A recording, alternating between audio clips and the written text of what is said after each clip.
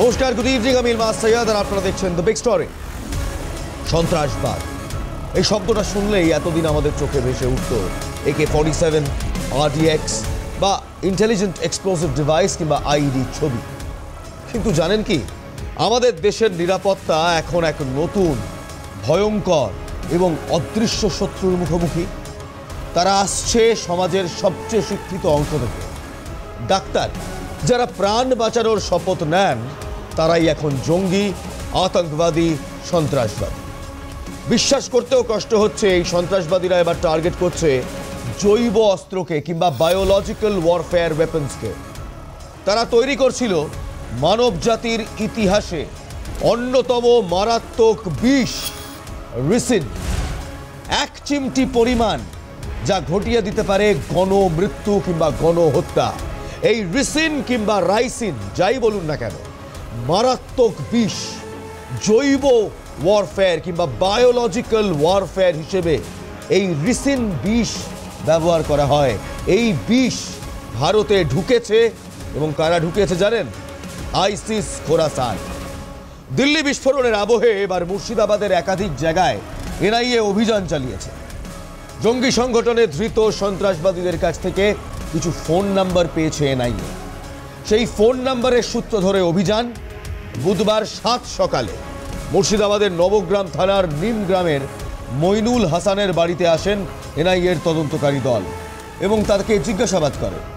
মইনুল হাসান কখনো দিল্লি, কখনো মুম্বাই, এই সব জায়গায় পরিযায়ী শ্রমিকের কাজ করতেন। ঠিক সেই সময় কিছু জঙ্গি সংগঠনের সদস্যদের সাথে যোগাযোগ হয়েছিল। বর্তমানে দিল্লিতে বিস্ফোরণের পর এই মইনুল হাসানের ফোন নাম্বার পেয়েছেন তদন্তকারী আধিকারিকরা এবং সেই ঘটনার সূত্র ধরেই মইনুল হাসানের বাড়িতে তল্লাশিতে এনআইএ ছাড়াও মুর্শিদাবাদ জেলা বিভিন্ন প্রান্তে তদন্তকারী আধিকারিকরা ঘুরেছেন এবং জিজ্ঞাসাবাদ করেছেন। এই মইনুল হাসান কি কোনো চক্রের জঙ্গি? এই প্রশ্ন রয়েছে। এই সন্ত্রাসীরা এবার টার্গেট করছে কি জানেন? বায়োলজিক্যাল অস্ত্রকে কিংবা বায়োলজিক্যাল ওয়েপেনকে। আপনি চোখে দেখতে পারবেন না, আপনি কিছু করতে পারবেন না, কিন্তু সেই অস্ত্রগুলো রয়েছে। এই সন্ত্রাসবাদীরাই এবার টার্গেট করছে এই বায়োলজিক্যাল ওয়েপন কিংবা এই বায়োলজিক্যাল অস্ত্রগুলোকে, যার নাম রাইসিন। কি এই রাইসিন? এই রাইসিন গ্রেড বি জৈব অস্ত্র হিসাবে শ্রেণীবদ্ধ করেছে সরকার। ক্যাস্টরের বিনস থেকে নিষ্কাশিত হয় এই রাইসিন। এই রাইসিনকে গুজরাট এটিএস এর কিছু মানুষজন তারা বারবার ব্যবহার করে। তারা তৈরি করেছিল মানব জাতির ইতিহাসের অন্যতম মারাত্মক বিষ কিংবা রিসিন, এক চিমটি পরিমাণেই যা ঘটিয়ে দিতে পারে গণমৃত্যু। গুজরাটের অ্যান্টি টেরোরিজম স্কোয়াড কিংবা এটিএস সম্প্রতি নভেম্বরের 9 তারিখে এক ভয়াবহ ষড়যন্ত্র ফাঁস করেছে। দিল্লি আবহের কথায় কিংবা এই কাণ্ডের পর আমরা গুজরাট এটিএসের এই কর্মকাণ্ডের দিকে নজর দিইনি, কিন্তু এই ষড়যন্ত্রের ঠিক মূল কেন্দ্র ছিলেন কে জানেন? একজন ডাক্তার, হায়দ্রাবাদের ডাক্তার আহমেদ মহিউদ্দিন সঈদ। এই মানুষটি এও ডাক্তার এবং এই ডাক্তার এবং তার 2 সহকর্মীকে নিয়ে এক চূড়ান্ত ষড়যন্ত্র করেছিল। ডাক্তার হয়ে তিনি তৈরি করেছিলেন এই মরণ বিষ। ক্যাস্টার বীজ থেকে এই রিসিন বীজ তিনি তৈরি করেছিলেন, বিষ তৈরি করেছিলেন। শুধু ডাক্তার সৈয়দ একজন অপারেটিভ নন, তিনি আইসিস খোরাসানের মূল চক্রী। তার কাজ ছিল ভারতে রাসায়নিক সন্ত্রাসের বীজ বপন করা, কেমিক্যাল ওয়ারফেয়ারের বীজ বপন করা। একজন শিক্ষিত পেশাদার কিভাবে মানবজাতির বিরুদ্ধে এমন ষড়যন্ত্র করতে পারে একবার ভাবুন তো। এই রিসিন বিষ আসলে কি জানেন? আসুন দেখাই। এটি ক্যাস্টর বিনস, গ্রাফিক্স, এটি ক্যাস্টর বিনস থেকে নিষ্কাশিত হয়। ক্যাস্টর বিনস, সেই ক্যাস্টর বিনস থেকে এই বিষটাকে বার করা হয়। এটি এতটাই বিষাক্ত যে আন্তর্জাতিক কনভেনশন অনুসারে এটিকে শিডিউল 1 রাসায়নিক যুদ্ধাস্ত্র কিংবা বায়োলজিক্যাল ওয়ারফেয়ার এবং USCDS এটাকে গ্রেড বি জৈব অস্ত্র হিসেবে শ্রেণীবদ্ধ করেছে। অর্থাৎ এটি অত্যন্ত লিথল এবং গণহত্যাকাণ্ডের জন্য ব্যবহৃত হতে পারে, মাস অ্যাটাকের জন্য। 1 বস্তা চালে যদি 1 ফোঁটা রিসিন মেশানো হয়, ওই 1 বস্তা চাল যারা যারা খাবেন সবাই মারা যাবে। বুঝতে পারছেন? এই বিষ কোথায় প্রয়োগ করার ছক ছিল? টার্গেট ছিল দিল্লির আমজাদপুর মান্ডি, আহমেদাবাদের নরোদা মার্কেট, এরকম ভিড়ে ঠাসা খাদ্য বাজার, যেখানে রোজ হাজার হাজার সাধারণ মানুষ যান। সেখানে বিষক্রিয় ঘটানোর লক্ষ্য ছিল এই বিষকে নিয়ে। এমনকি বিশ্বাস করুন, লখনৌয়ের আরএসএস হেডকোয়ার্টার, সেটারও জরিপ করা হয়েছিল। এই ডক্টর মঈনুদ্দিন সৈয়দ সেটারও জরিপ করেন। তদন্তে জানা গেছে ডক্টর সৈয়দ এবং তার সহযোগীরা আইএসআইএস খোরাসান প্রদেশ কিংবা ইসলামিক স্টেট খোরাসান প্রভিন্সের আইএসকেপির সঙ্গে যুক্ত। এই আন্তর্জাতিক জঙ্গি নেটওয়ার্কের হাত ধরে তারা রাসায়নিক সন্ত্রাসের চেষ্টা করছিল। ডক্টর মঈনুদ্দিন সৈয়দের কাছ থেকে অস্ত্র, গোলাবারুদ এবং রিসিন নিষ্কাশনের জন্য ক্যাস্টার তেলও উদ্ধার করা হয়। কিন্তু এই সব কিছুর কলকাঠি নাড়ছিল কারা? ডক্টর মঈনুদ্দিন সৈয়দ সরাসরি যোগাযোগ রাখতেন আফগানিস্তান ভিত্তিক হ্যান্ডলারদের সঙ্গে, যারা আইসিসকে সরাসরিভাবে মদত দেয়। অর্থাৎ এই ষড়যন্ত্র শুধু স্থানীয় নয়, সুসংগঠিত আন্তর্জাতিক ষড়যন্ত্রের অংশ। গ্রাফিক্স দেখাবো আমরা। আফগানিস্তানে ঘাঁটি গেড়ে থাকা এই আইসিসকে 2000 সাল থেকে দক্ষিণ এশিয়াতে, বিশেষ করে ভারত, কাশ্মীর এবং শ্রীলঙ্কায় প্রভাব বিস্তার করতে চেয়েছে। আর এই রিসিন ষড়যন্ত্রের লজিস্টিক্সে উঠে এসেছে এক চরম ভয়ঙ্কর তথ্য। ডক্টর সঈদের কাছে অস্ত্র ও গোলাবারুদ পাচার করা হচ্ছিল পাকিস্তান থেকে ড্রোন ব্যবহার করে। ঠিক শুনছেন, ড্রোন। আকাশপথে ব্যবহার করে তারা ভারতে অস্ত্র ও রাসায়নিক ঢোকাচ্ছে। একদিকে তেমন চলছে রিসিন বিষ দিয়ে গণহত্যা, বিষক্রিয়ার ছক, ঠিক তেমনই আরেকটি মডিউল তৈরি করা হচ্ছিল সাধারণ বিস্ফোরক ব্যবহার করে। আইসিস কে? এরা যেমন রাসায়নিক বিষের দিকে চোখ রেখেছে, এবার জৈশ-এ মোহাম্মদ তারা আরেকটা দায়িত্ব হাতে তুলে নিয়েছে। তাদের লক্ষ্য কি ছিল জানেন? 26/11 মুম্বাই হামলার ধাঁচে দিল্লিতে একযোগে একাধিক হামলা। দিল্লির রেড ফোর্টের কাছে গাড়ি বিস্ফোরণ ঘটেছে, কিন্তু এটি ছিল একটি ব্যর্থ বা তড়িঘড়ি করা আত্মঘাতী হামলা। তাদের আসল ছক ছিল আরও মারাত্মক। জৈশ-এ মোহাম্মদ মডিউলের সদস্যরা, যাদের মধ্যে ডাক্তারও ছিলেন, ফরিদাবাদে প্রায় 3000 কিলোগ্রাম বিস্ফোরক মজুত করেছিল। এই বিপুল পরিমাণে বিস্ফোরক তারা দিল্লির কেন্দ্রস্থলগুলোকে টার্গেট করেছিল। টার্গেট ছিল, এক এক করে দেখাবো, Red Fort, India Gate, Constitutional Club, rail station এবং শপিং মল।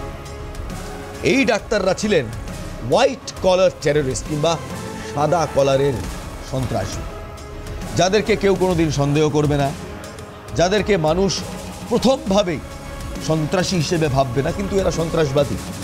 এরা দিল্লির এই 6 থেকে 7টি জায়গায়, এমনকি কলকাতা, বেঙ্গালুরু, হায়দ্রাবাদ, মহারাষ্ট্র, বম্বে এবং সবচেয়ে গুরুত্বপূর্ণ ফরিদাবাদ এবং একাধিক ধর্মস্থানে এই বিস্ফোরক দিয়ে বিস্ফোরণ ঘটাবার চেষ্টা করেছিল। কিন্তু এই জৈশ-এ মোহাম্মদ নেটওয়ার্কের সবচেয়ে চমকে দেওয়ার দিকটি কি জানেন? এই নেটওয়ার্কে যুক্ত ছিলেন একজন মহিলা ডাক্তার, যিনি নারীদের জিহাদের পথে টানার জন্য দায়িত্বপ্রাপ্ত ছিলেন। এই সেই মহিলা। এনার দায়িত্ব ছিল মহিলাদের ভুলিয়ে, ভাসলিয়ে, ফুসলিয়ে, জেহাদের পন্থা পড়িয়ে তাদেরকেও জঙ্গি মডিউলে সামঞ্জস্য করা, তাদেরকে নিয়ে আসা।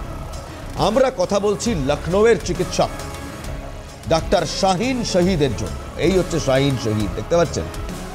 জাস্ট লুক, দেখুন কি সাংঘাতিক এরা। জৈশ-এ মোহাম্মদ তাকে ভারতে সংগঠনের মহিলা শাখা জামাত উল মোমিনাতের নেতৃত্ব দেওয়ার দায়িত্ব দিয়েছিল। জৈশ-এ মোহাম্মদের প্রধান মাসুদ আজহার, তার মন সাদিয়া আজহারের নির্দেশে সে এখানে ভারতে এসেছিল। ডাক্তার শাহিন শহীদের কাজ ছিল শিক্ষিত এবং অপেক্ষাকৃত দুর্বল মহিলাদের টার্গেট করা। দুর্বল বলতে অর্থনৈতিকভাবে দুর্বল সেই মহিলাদের টার্গেট করা, বিশেষ করে যারা মেডিকেল ছাত্রী, পেশাদার, তাদের। তিনি রাইফেল, পিস্তল এবং গোলাবারুদ রাখতেন। পেশাগত সংযোগ ব্যবহার করে তিনি এই রিক্রুটমেন্ট চালাচ্ছিলেন। এত বড় নেটওয়ার্ক, যার এক শাখা রিসিন তৈরি করছে আর অন্য শাখা 3000 কেজি বিস্ফোরক নিয়ে হামলা চালাতে প্রস্তুত। তা চলতো কি করে জানেন? বিপুল অর্থের মাধ্যমে। কারণ এত বড় নেটওয়ার্ক চালানোর জন্য টাকা লাগে, এবং সেই টাকা কিভাবে পাচার হচ্ছিল সব বলব। তার আগে এই চেহারাটাকে খুব ভালোভাবে দেখুন। ডক্টর শাহিন শাহিদ, সাদা চোখে মনে হয় একজন নারী, নর্মাল ডাক্তার, কিন্তু এই ছদ্মবেশের পেছনে সেই ভিডিওটা দেখাবো। এরা কি করতে পারে, এরা সাংঘাতিক কি কর্মকাণ্ড করতে পারে দেখুন। হাতে AK-47 নিয়ে এরা লড়তে পারে। Exclusive visuals, let's take it ladies and gentleman. এটা ক্যালকাটা নিউজের এক্সক্লুসিভ ভিজুয়ালস। এই ভিজুয়ালগুলো দেখুন। একেবারে খাইবার পাখতুনখাওয়াতে এই জঙ্গি মডিউল এই মুহূর্তে তৈরি হচ্ছে। এই মহিলাদেরকে সন্ত্রাসে ইন্ডক্ট্রিনেটেড করা হচ্ছে। এরা হাতে বন্দুক নিয়ে গুলি ছুড়ছে। দেখুন, ভালো করে দেখুন এই মহিলারা কতটা সাংঘাতিক হতে পারে।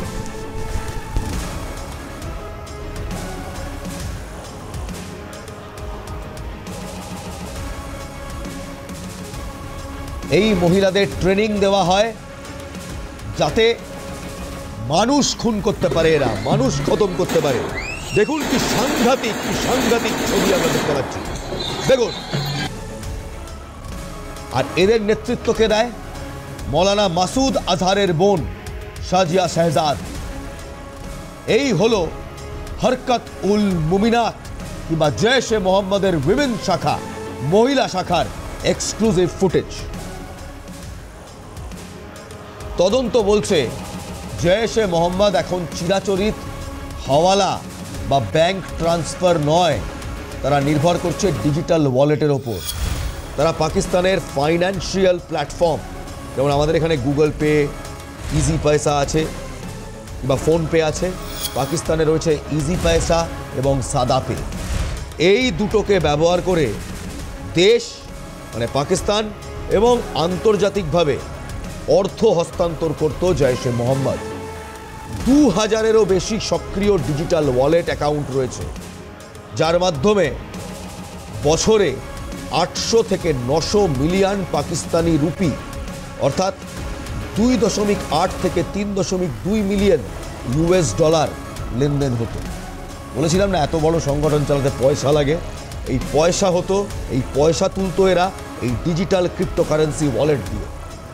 এবং এই লেনদেন কাদের নামে হতো? মাসুদ আজহারের ছেলে আবদুল্লাহ আজহার, তার একটি ইজি পয়সা ওয়ালেট, সেই ওয়ালেটের সন্ধান পাওয়া গেছে। তারা দানের আড়ালে, ডোনেশনের আড়ালে এই টাকা এবং অস্ত্র অপারেশনের জন্য ব্যবহার করত এই টাকা। এই দুটি মডিউল ISIS খোরাসান এবং জৈশ-এ মোহাম্মদ, তাদের তদন্ত করার পর একটি জিনিস স্পষ্ট, ভারত এখন আফগানিস্তান, পাকিস্তান এবং তুরস্ক ভিত্তিক আন্তর্জাতিক জঙ্গি গোষ্ঠীর সমন্বিত আক্রমণের মুখে। এই ডাক্তাররা যে নেটওয়ার্কের অংশ তা প্রমাণ করছে সন্ত্রাসবাদের কৌশল বদলেছে। এখন শিক্ষিত পেশাদাররা রিক্রুট করা হচ্ছে তাদের। জৈশ-এ মোহাম্মদের ডাক্তাররা যেমন তুরস্ক ও আফগানিস্তানে হ্যান্ডেলারদের সঙ্গে যোগাযোগ করত, তেমনি ISIS খোরাসানের ড্রোন মারফত পাকিস্তান থেকে অস্ত্র পাচার করত। এই জঙ্গিরা এখন কেবল বোমা নয়, রাসায়নিক কিংবা কেমিক্যাল ওয়ারফেয়ারের রিসিন, জৈব এবং ভবিষ্যতে হয়তো তেজস্ক্রিয় অস্ত্র ব্যবহার করার হুমকি দিচ্ছে। আমরা দেখছি চোখের সামনে কীভাবে দেশের সবচেয়ে শিক্ষিত সম্মানিত ডাক্তাররা গণহত্যার মাস্টার মাইন্ড হয়ে উঠছে। কিন্তু একটা প্রশ্ন এখনো বাকি আছে, কোথা থেকে এই চরমপন্থা আসছে? কেন মেধাবী ছাত্রছাত্রীরা সন্ত্রাসের এই অন্ধকার পথে পা বাড়াচ্ছে? দেখাবো। আপনাদের যাওয়ার আগে একটা প্রশ্ন করেছিলাম, এই চরমপন্থা কোথা থেকে আসছে, কেন মেধাবী ছাত্রছাত্রীরা সন্ত্রাসের অন্ধকারে পা বাড়াচ্ছে? তার থেকেও গুরুত্বপূর্ণ প্রশ্ন, কেন নারীরা এই চরমপন্থার দিকে এগোচ্ছে? আপনাদের কয়েকটা ছবি দেখাবো, জানেন তো, এক এক করে কয়েকটা ছবি দেখাই। প্রথমে এই ছবিটা দেখুন, এই ভদ্রমহিলার ছবিটা দেখুন, ডক্টর শাহিন শাহিদ। দেখুন শাহিন শাহিদের ছবিটা দেখুন। এই ভদ্রমহিলাকে দেখে আপনি বুঝতে পারছেন যে ইনি একজন জঙ্গি হতে পারেন না। ইনি ডাক্তার, আল ফালাহ ইউনিভার্সিটিতে পড়তেন, ইনি একজন ডাক্তার। তবে এই ডাক্তার কি করছে জানেন? দেখুন, এই ডাক্তার জৈশ-এ মোহাম্মদের একটি জঙ্গি গোষ্ঠীর প্রধান, ভারতে হরকতুল মুমিনাতে। তিনি বাকিদেরকে জঙ্গি গোষ্ঠীতে টেনে নিয়ে যাচ্ছেন। এবং এবার আপনাদের দেখাই এই মহিলারা এক্স্যাক্টলি কি করতে পারে, এই জঙ্গি মহিলারা এক্স্যাক্টলি কি করতে পারে। দেখান, দেখুন AK-47 নামক রাইফেল নিয়ে এরা নামাতে পারে।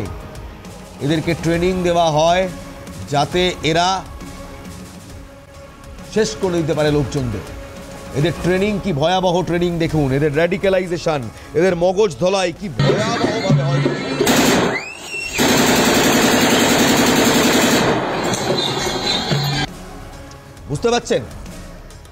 বুঝতে পারছেন কি ভয়াবহ সন্ত্রাস এই মহিলারা করতে পারে। কোন পথে জঙ্গিদের পরবর্তী অপারেশন, এই মহিলাদের ব্যবহার করেই তো জঙ্গিদের পরবর্তী অপারেশন।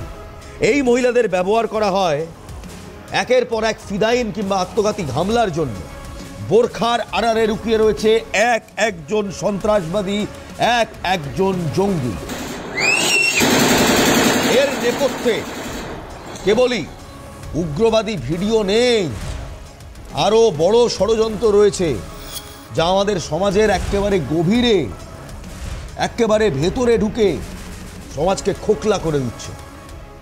বিশ্বাস করুন, সবাই বলে সন্ত্রাসবাদের কোনো ধর্ম হয় না, আমিও বিশ্বাস করি সন্ত্রাসবাদের কোনো ধর্ম হয় না, কিন্তু এই ছবিগুলো দেখার পর এই বিশ্বাসটা আমারও টলেছে।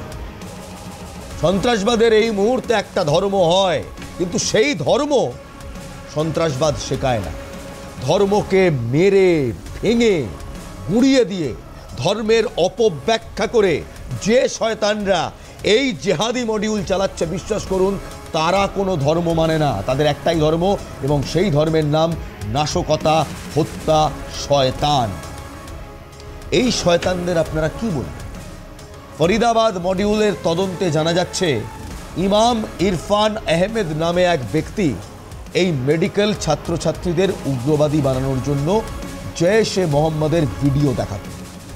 অর্থাৎ রিক্রুটমেন্ট চলছিল সরাসরি একেবারে হাই লেভেল শিক্ষা প্রতিষ্ঠান বা তার কাছাকাছি।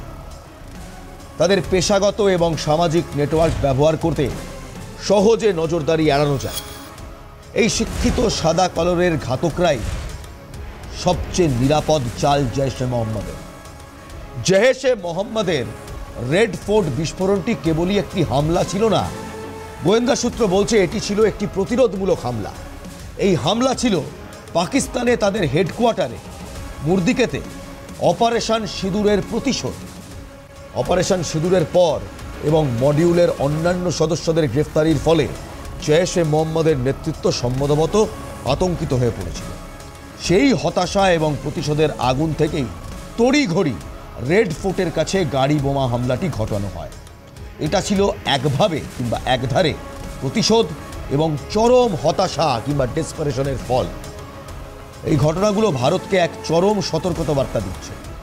সন্ত্রাসীরা এখন আর শুধুমাত্র পরিচিত পথে আসছে না, তারা ব্যবহার করছে প্রাণঘাতী রিসিন বিষ, ডিজিটাল ওয়ালেট এবং ড্রোন।